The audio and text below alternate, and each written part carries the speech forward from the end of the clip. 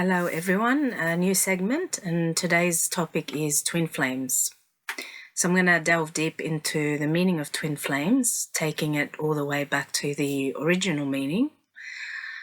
And I love talking about this topic personally. It is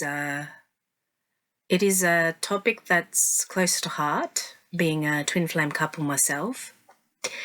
And I find it really confusing when you start to look for information out there. Just a lot of conflicting information, and at times, a lot of it is misinformation, in my opinion. So here I'm presenting a concept that may or may not resonate with you. However, please do listen to the end if it's something that you hold close to heart, something that you've been meaning to find answers for. It may shed light on a few questions that you have in regards to twin flames. Now, so I start here by saying that twin flame is perceived as a mystical experience, and there is an assumption that twin flames is a connection that happens only on the spiritual dimension, beyond the physical plane. There's also an assumption that twin flames are rare, and it can only happen to people who are direct descendants from a very high level of creation. So we have many spiritual groups, including New Age groups, forever exploring the concept of twin flames, but I believe a lot of it is misguiding and falsely leading people towards relationships that are romantic at best. They seem to have a lack of cohesive understanding of the concept of twin flames, and so I've made this video intentionally to elaborate on the meaning of twin flame relationships, go into the planetary and personal healing that comes with the experience of the unification of twins, hoping that you would be able to draw better conclusions for yourself. So real twin flames that have earned the right to call themselves twin flames by going through the growth, through the molding, through the unfolding, initially happens at a high level on the spiritual level. Then these experiences are very blessed. They happen on a soul level, a deep level, begin in the spirit realm, in a mystical dance between a male and female connection in spirit. And that connection, over time, filters down into our reality field. At some point, you will attract a connection with another that will bring this connection together. At some point, because not all twins do meet in the physical. Now, before one can meet the other, deep, profound work must be done. And I will discuss this more as we progress through this session. This work must be achieved within the self first, until one or both are healed and together working towards integrating the whole by releasing archaic programming and mental spiritual belief systems that are based on fear and judgment. So there's a lot of work to do for the couple. The relationship of a twin flame couple is that of non-judgment, because it is a merging that happens at a heart level. Together, they face the intensities that come with a deep spiritual relationship. And most relationships nowadays find this extremely difficult because their relationship is ego-based, from a place of perceived needs and codependency on one another. And there's this notion that my partner must fulfill me, this kind of thing. So that's very contrary to what a twin flame relationship is about. Now, twin flames have a profound significance and special contribution to make towards humanity. They come together in high numbers at this time in order to anchor their energy into the light field within the energy vortex. Otherwise, this energetic matrix is a rather dark place for human consciousness to evolve in. So twin flame couples come together, or one will come physically and the other will stay in the spiritual realm, still having the same connection together, except some of the physical components are missing. And they work together in order to fulfill the mission, which is to anchor into the light field, which is to anchor their light into the energy vortices here on this level of reality. Now, the energy between twin flames is different to other relationships with other individuals or other couples that are working together. Much different, for example, to a soulmate or a romantic relationship. They're called twins because each of the flames continue to light the other. Each flame represents a conscious and harmonious relationship within the self first and between one and the other. The twin flame union becomes a continual unified field, automatically accessing higher levels of frequency. And since that union of frequencies happens and the merging happens, it acts as an interdimensional bridge between frequencies. So it propels them towards a higher level of frequency, because together they function as one powerful single consciousness. So the difference is twin flames do not feel a separation between them. They don't feel that separation at all, because they've transmuted that separation a long time ago. And another reason is because they come directly from the unified field. The only difference they feel is on an ego level, which is connected to their individual identities. But by the time the healing work is complete, the ego too dissolves. They do not have likes and dislikes towards one another. They don't have attraction or aversion. They perceive and feel themselves as one operating unit, commissioned for service, not as individual expressions of oneself alone from this egoic level. Twin flames is a spiritual experience that, when it's realized, it will push and challenge. It will turn you upside down, inside out. For this unification to happen, the concept of who you are as an individual person must dissolve first. As you begin to realize the individuation is an experience or a vibratory state of existence that cannot be complete without your counterpart, divine counterpart. And when the two meet, there's a euphoria that happens. Even before they meet, there are signs and synchronicities that bring them together in that connection. And that these synchronicities and this sequence of events will pull the two together and lead them to one another. So you will never ever be lost or forever lost from your twin flame. You will always be driven towards one another if you are true twin flames. Now, when the twin flames come together, challenges begin. But these challenges are all put in that specific order as manifestation of your soul expression and needs in order to fulfill the highest spiritual order of that union. And coincidentally, people who have had these experiences, these euphoria, these mystical experiences, prior to that they've had visions, and prior to that they've had heart-centered awakenings prior to the sequence of these events of when twin flames come together. This is an experience like meeting yourself when you've been given a mirror for the first time. It's a mirror image of yourself, And mind you, it could be an unhealed version of yourself that you meet for the first time.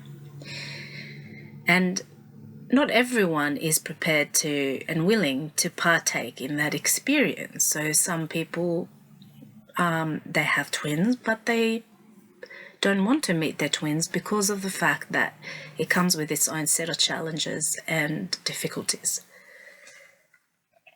For a twin flame to come together, there must be a heart-centered awakening. That is a must, because they come together at that level of frequency, at the heart level, and not at the egoic identity level. So there's a heart-centered awakening at the heart of the Creator itself. When you begin to awaken your heart, you begin to emanate this unconditional love frequency.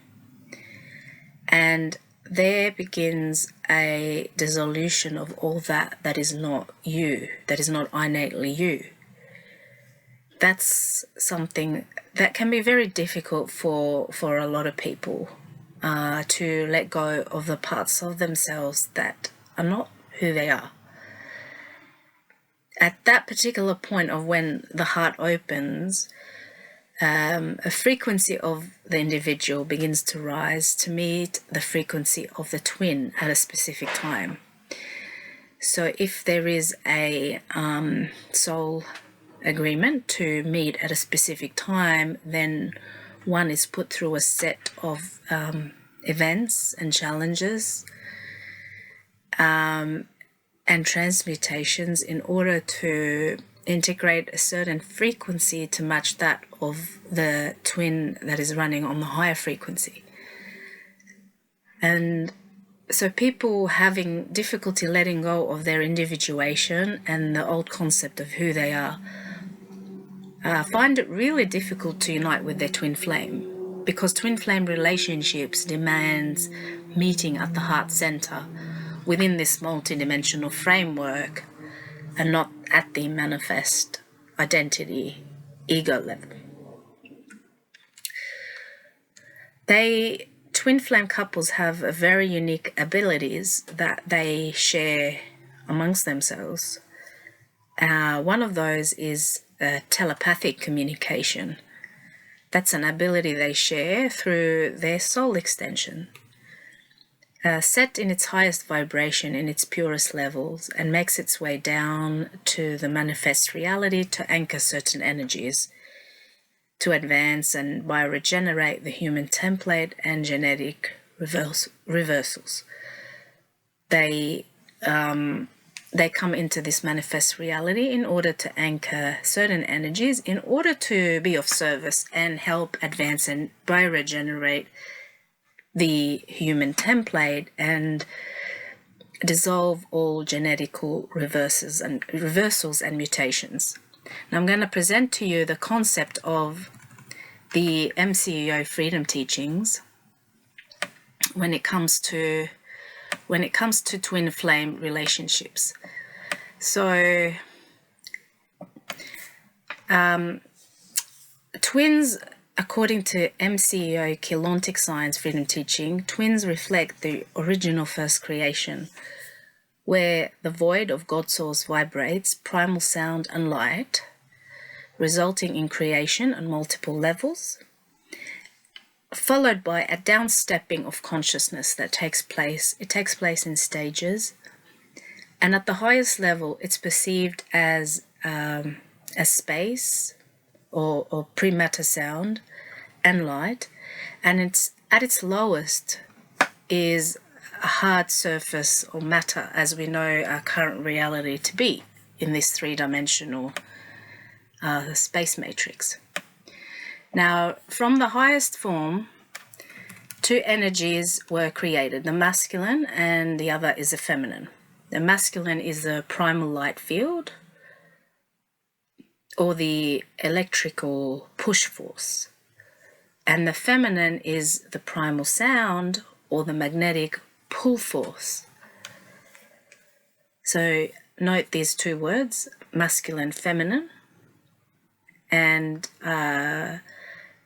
respectively the electric and magnetic.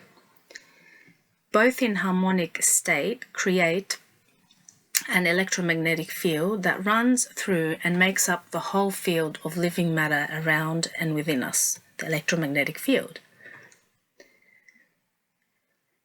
Twin flames are the one unit of all these levels from the highest to the lowest. They share the same frequency, they share the same encryption and energetic signature. In their highest manifestation, they're not separated, but when they manifest at the lower densities, they are separated into bodies. So in effect, all of us have twins, as we are all a part of this natural creation of God's source, made into the identical image of the original God source, manifesting as divine masculine, divine feminine principles, or electric magnetic particle and antiparticle. Now, because of that separation that took place when this original unit of creation downstepped and projected its consciousness into the hologram, twins became separated. This separation is experienced here on the physical as a longing, as pain, as an aching for a unification with the other, with the counterpart. And what it is really at its base is a longing for God's source and a longing to return back to original place whence it came before the separation took place. So we're going to get a little more technical now, and because I want to go into the particle formations of the original unit of consciousness that makes up the twin flame. This way I'm going to give you a few more ideas and concepts about separation and reunification.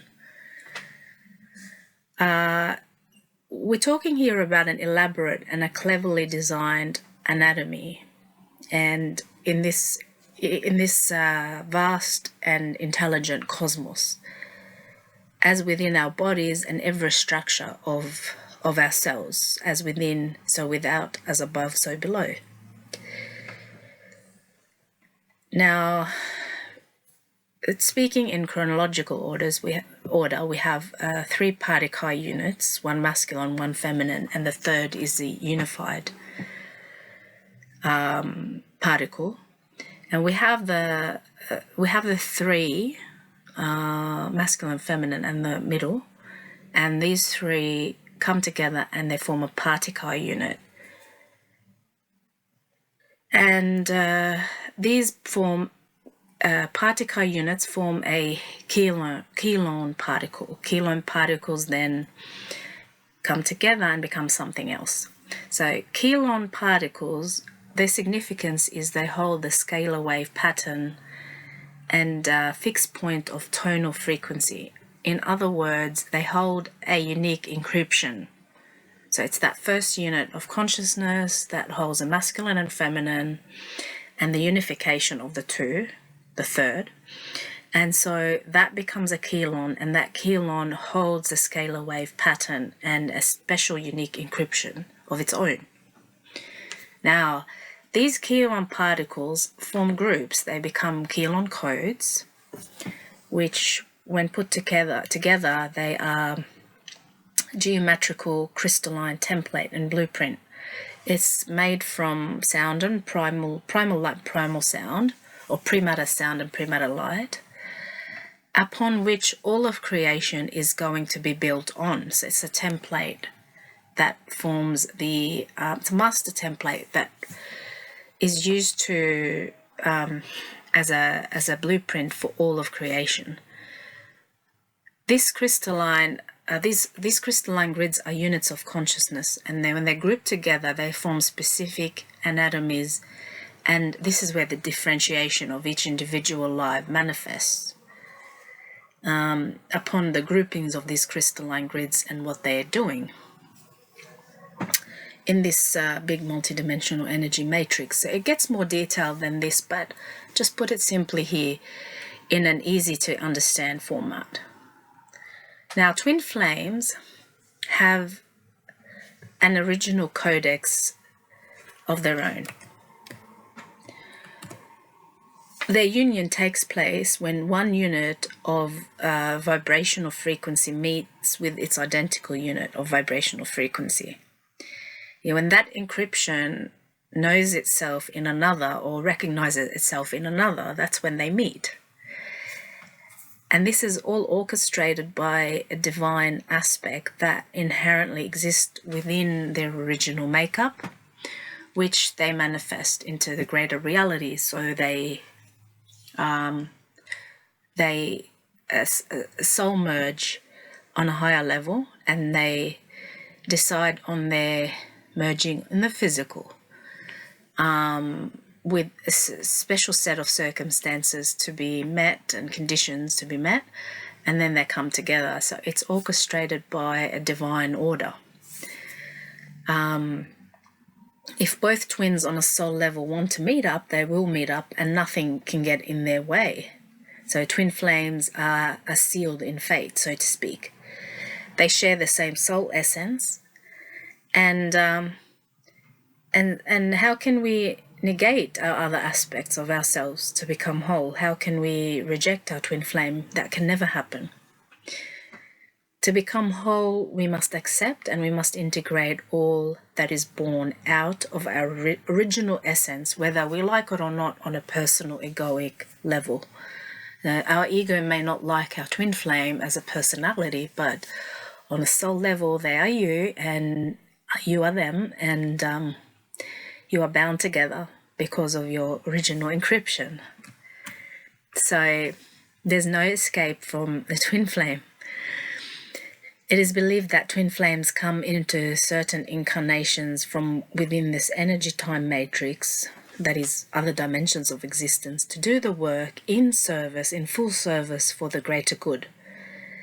So they soul contract to honor and to love and cherish one another, grow together, and be pillars of light, guiding and giving unconditional love to all those who cross paths with them. So for twin flames, they're not all about themselves. They're about representing the sacred marriage and sacred alchemy in the community, in society, in the world. Once they heal, they shine their light strongly, and when they shine their light strongly because of the unification of the masculine and feminine and to its highest level, there's a huge energy vortex that's created, which is said to heal and regenerate countless, 1,000 or something, reversal systems and templates existing within the environment in which they exist. So by unifying together and healing together, they create an antidote to the reversals, and this ripple extends out into the larger world. This is why twin flames are choosing to come in large numbers right now in physical format. This is because we are in an important time in history, in a stellar activation cycle, and there's a huge consciousness shift that we're partaking in, and so they need to be here to anchor that energy that's much needed. An enlightened twin flame couple exists in order to be of complete service to the eternal creator, and really that becomes the reality and the purpose of them manifesting as twin flames on earth, in Tara, in Gaia, and the ultimate purpose being the evolution of all mankind. Now, last but not least, twin flames choose to go into dark places. They're not all about light and love. They go into the darkness because they have been through it. They've been there, done that. They can handle the energies of the polarity field. They're powerful together. They're capable of pulling people out of the dark, picking up the pieces and putting it together. They do it without judgment, even though they themselves may encounter, and often do encounter, a lot of darkness initially. And one unique thing about twin flames is they often bounce back very quickly. They're very resilient, and they have a unique aptness and solid experience when it comes to discerning between truth and untruth. In other words, it's extremely hard to trick a healed, united twin flame couple. They're dedicated to a lifetime of service, of healing and transmutation, so they're great healers and natural healers. You'll find they don't need to do a lot of healing courses. They just comes to them naturally because of their original encryption. They're divine ancient souls who have chosen an extremely difficult mission out of an unconditional love for themselves and the eternal original creator God. My twin flame, Matt, has summarized twin flame relationship components and characteristics, which I will name a few, about 5 or 6. Okay, so what sort of characteristics around a twin flame relationship, and what does a twin flame relationship look like? So twin flame relationships, they tend to balance each other out. So you'll see that their togetherness is a highlight. They're practical and spiritual. One of them might be oriented towards doing practical things, and the counterpart could be more theoretical. For instance, one might be hands-on, the other hands-off. One might be physical, the other might be more mentally active, or one might be logical and the other emotional. The minds of a twin flame couple, when they come together, it shows you a complete picture of some sort. So think of a work of art. One of them would just construct the shapes and constructs and lines and everything, while the other will complete it with colors, and it becomes a complete work of art. Number 2, before the twin flame union happens, it is very common, very, very common for both or one at least to experience synchronicities, deja vu, visions of their divine counterpart. Sometimes they have the same experiences while they are apart or before they meet, and many times these visions are in dream state. They dream about each other before they come together in the physical. 3, twin flames change their lives and each other's profoundly. You'll see that when twin flames come together, or when you and your twin flame come together, the relationship shifts instantly. It becomes more about growth and awakening to the next level, one activation after the next. It is often marked with challenges. It's not without challenges and difficulties, and especially while the couple are healing, and they're always healing right to the end. Especially because they have to braid DNA strands 4 to 6, because they already are braided from 7 to 12 and 1 to 3, so they've got 4, 5, 6, which is the gap that they're together working on. So they experience those difficulties while they're braiding their DNA back to its original state. 4, twin flames inspire one another to shed negative thinking patterns.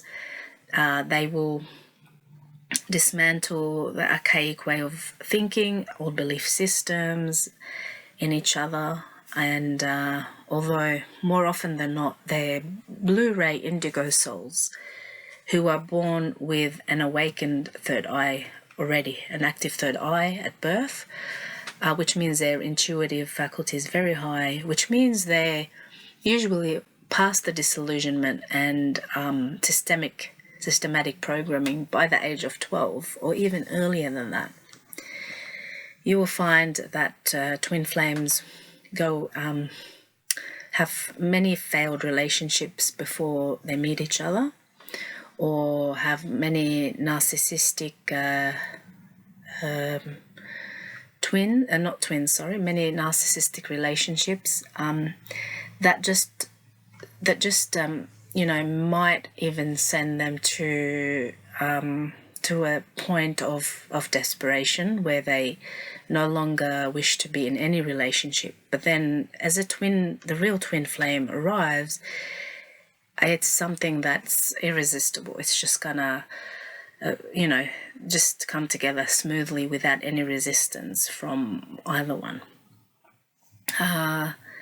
And I'm not sure what I'm up to, but the next one is authentic, genuine, and their love is felt. Everyone around them will feel it, even when they're not talking and they're angry at each other. There's a deep-seated love that is very hard not to notice. There's no denial. It's as solid as an ancient rock that's never succumbed to withering and destruction, no matter the conditions that try and break it down. It's as solid as the Giza pyramids and as immutable. It's the original codex of God Creator and the first manifestation. So how can it be anything other than that? And finally, their love for one another is beyond lust and primal needs. They're not codependent. They may be at the start while they're learning about each other's differences, and especially if there are kids involved, like in our case. We had to be codependent a little bit, so in order not to cause any disruption in the kids' lives. And but really there is no codependency. They're evolved beings, and here on a sacred mission, their love is a gift to themselves, to all those around them, and ultimately for the world. For they share that love once they realize it, once they realize who they are and what they are, and they will share all their gifts, and they will share that love with utmost devotion and sincerity. Now that's the end of the talk. Now I will end this video with my personal contribution. It is a poem I wrote when I was on my individual journey searching for my divine counterpart, twin flame. And here it goes.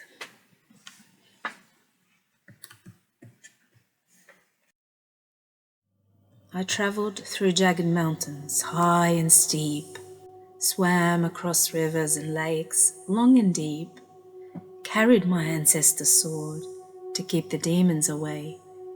1,000 leaves and petals scattered marked my way. The trees drew their shadows along the pale green meadows, but there was no shadow of a man. Oh, how I wish I knew.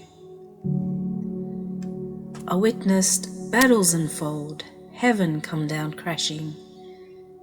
Peeked through the castle's gate, 1,000 lights were flashing. Crowds amassing, men with their swords, knights in their armours. Didn't know the young gallant from the valiant, but there I tried to find him, amongst the crowds and throngs, and his voice in every song. Oh, how I wish I knew. As the moon peeked behind the mountains, I needed to rest. My body crumbled like sand, too weary to protest. Holding a picture of him in my mind, like the one etched on my chest. I knew once I set foot, took that first step, I'd be the knight in that game of chess, and there'd be no turning back. The sun shone the hilltops, giving colour to life. Or was it life to colours? I thought I'd travel west, outrun the sun, to where he sets, and the sunflowers. Perhaps the sun was trying to find him amongst the million faces too. Oh, how I wish I knew. As I stomped on every leaf, pebbles were crushed under my feet, in rhythm with my anomalous heartbeats. I recall this rhythm from before. Once at the altar's door, I was forsaken. The evil thief took him. Wish he would return what's mine and confess his crime. Oh, how I wish I knew. I took shelter on the riverbank, and there a bypasser I sight, a long-bearded man, dressed up all in white, seemingly a man of wise words, who could tell one's fate. So I asked him to tell mine. He said, "Thine child, you can't predict fate. Trust the plan, be patient, wait. And if you still seek answers, search the chambers deep within thine heart." He must have felt my desperation to want to learn more, so he asked me to describe him. I said, "A man who treasures all, the meek, the wild, the desert and mountains." He must have lost his way back home, confused waterfalls and fountains. But he was born in these mountains. It is here I have to find him. It is here I have to find him. The man grinned and nodded and took me by the hand. He walked me to his humble cottage built on rock and sand. I prayed I wasn't being misled, but as I looked around the cottage, I noticed there was no bed. Just an old gown, a needle, a thread. He wasn't real, or was he? A man with a heart of gold. He told me once he was an empire's king. He travelled with his Excalibur on a four-wheel gilded carriage, now merrily fares on a bird's wings. In the distance, the road diverged, two paths, one high, one steep. The first diverged to the lakes, the other to the mountain peak. I had to choose, so I searched for clues. The voice inside, loud spoke, warned me to stay put. Oh, how I wish I knew where he'd set foot. I wish I knew. And as I looked afar, I sighted a shadow crossing a stream. I stumble on a rock, and just to hear an echo, I scream. But it was all a futile search, a dream within a dream, a figment of my imagination. Even the wise man vanished in thin air. Or was he never there? I wondered. Upon the dawning of a new day, I woke up in a fright. Something told me the man was there last night. In despair, I called him, but he vanished with the light. The man near the stream, the man of my dream, and the man from last night seems like a dream within a dream. Nevertheless, the journey was tiring and long. I was fast falling asleep, with a million questions unanswered. Oh, how I wish I knew. This time, as I was closing my eyes, this man's words came back to life. He spoke unlike a demon. He spoke with an angelic voice. He spoke of two lives entwined from birth, like cosmic dust and earth. He spoke of a contended heart and a fire burning in its earth. He spoke of a twin flame union, the twin flame of my soul, the rhythm of my song from heaven's abode. He who had never left me. Now I know he'd been with me all along.